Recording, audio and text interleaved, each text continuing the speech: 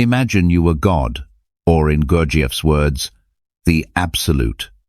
If you were everything, every thought, every moment of pain, love, tenderness, and fury that has ever moved through a human body, you would feel none of it.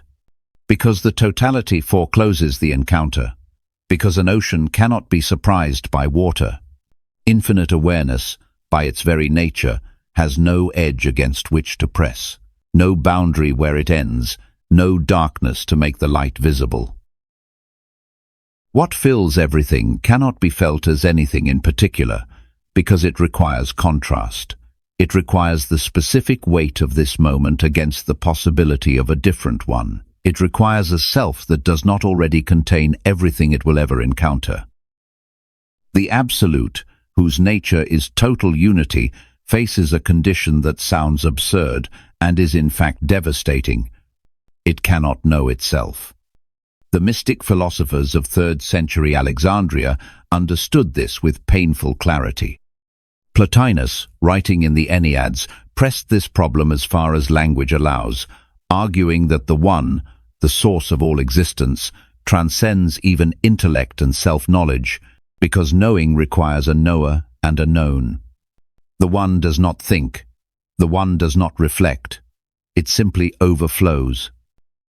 That overflow is the beginning of the wound and self-realization, the cascade of being that Plotinus described as emanating from the One or the God into intellect, soul, and the dense multiplicity of the material world is separation. Each step down from the source is a further fragmentation, a further veiling of the original unity. By the time existence reaches the level of the individual human being, the Absolute has seemingly lost itself so thoroughly that the person walking to work on a Monday morning has no awareness whatsoever of what they are beneath the habit of their name.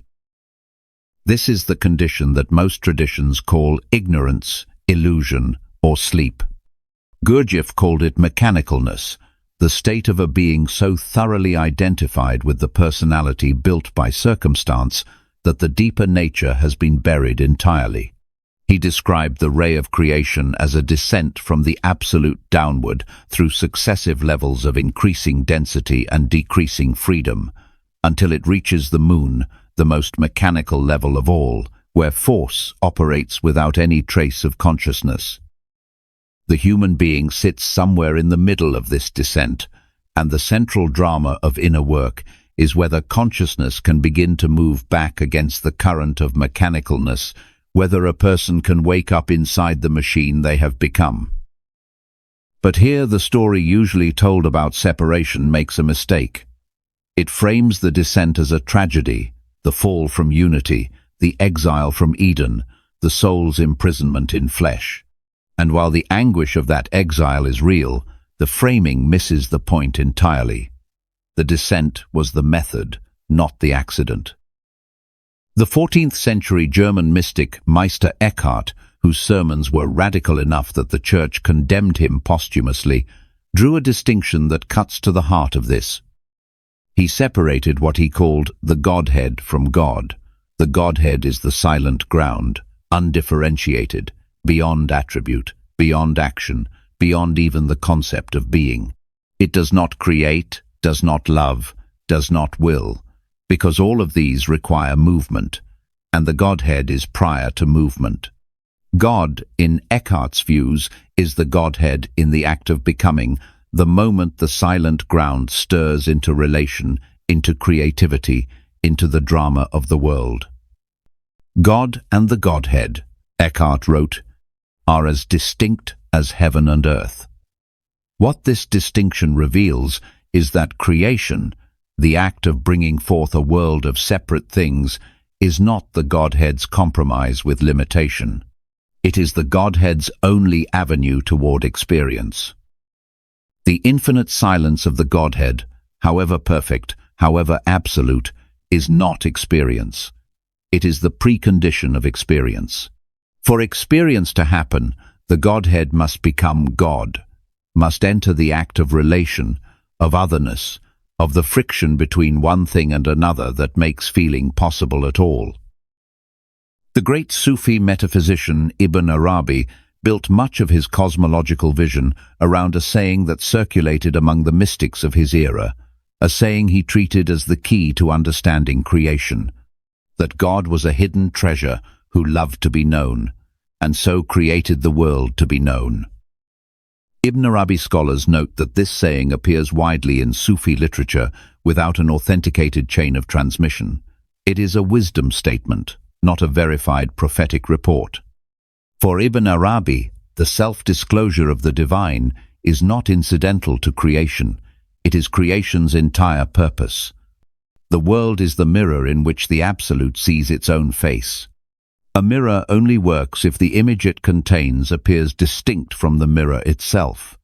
This is why the ego exists. The individual ego, the bounded, defending, wanting, suffering self that each person carries, is the instrument through which the Absolute achieves what its own infinity prevents: the experience of encounter.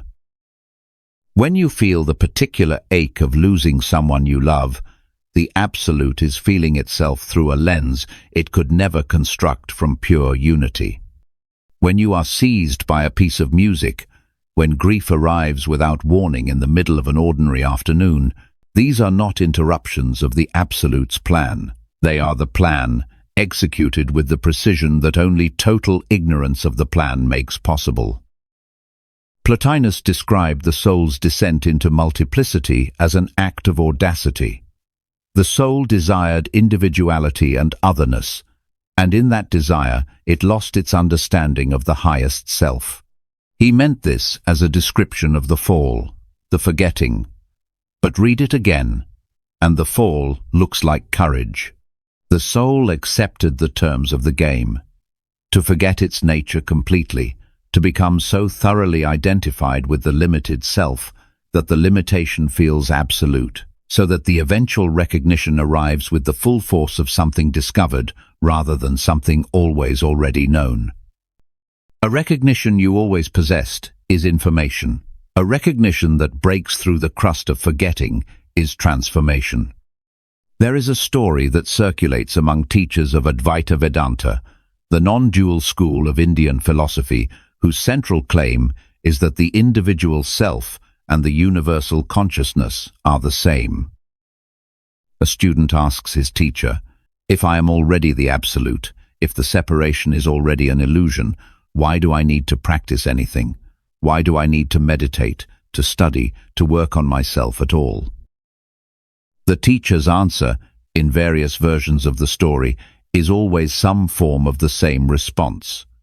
Because you need to find out for yourself.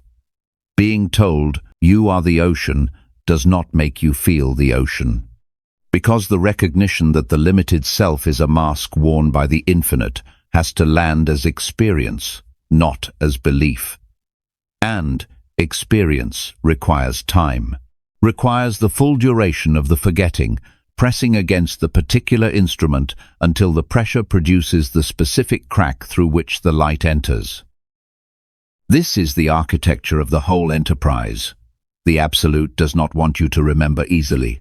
The forgetting is not a flaw in the design. The forgetting is the design. The density of the identification with the separate self, the convincingness of the illusion, the depth of the suffering that comes from believing yourself to be alone and bounded and mortal. All of this is the pressure that makes awakening, when it occurs, an event of genuine magnitude. The diamond requires a specific weight under specific conditions. It cannot be rushed without losing what it is. Every conscious awakening in the history of the species has this same structure. The Buddha, under the Bodhi tree, was not achieving something the universe was indifferent to. He was the universe achieving something through him that required the efforts of years of asceticism and abandonment of royal comfort. The friction of his individual life was the instrument of recognition. Remove the friction, and the recognition has nothing to press against. Gurdjieff understood this in a way that few Western teachers of his era articulated as directly. He described the moon as feeding on the energy of unconscious human suffering, the mechanical pain of people who are asleep, who suffer without knowing what they are or why suffering has come. But he also pointed at the possibility of transforming that suffering, of suffering consciously, with awareness, in a way that produces something rather than merely consuming the person. The difference between the two kinds of suffering is not in their content. It is whether the person experiencing it has any awareness of what they are inside the experience. The Absolute, in Gurdjieff's framework, is trying to awaken itself through human beings. Unconscious suffering is energy wasted, the machine running on its own fuel without producing light. Conscious suffering is the friction becoming illumination. The mask the Absolute wears, the limited self, the defended ego, the person who worries about money and reputation and whether they are loved enough, is not a mistake to be corrected. It is the specific form the infinite has taken to feel its own edges. Because the recognition is not the end of the separate self. It is the moment the separate self becomes transparent, still present, still functioning, but no longer the whole story. The separation was the instrument for becoming aware of the composer. The mask catches a glimpse of the face it covers. Sufis called this moment kashf, the lifting of the veil. The lifting of it is enough for those who have been looking outward to understand that the Absolute, or God, was always looking back.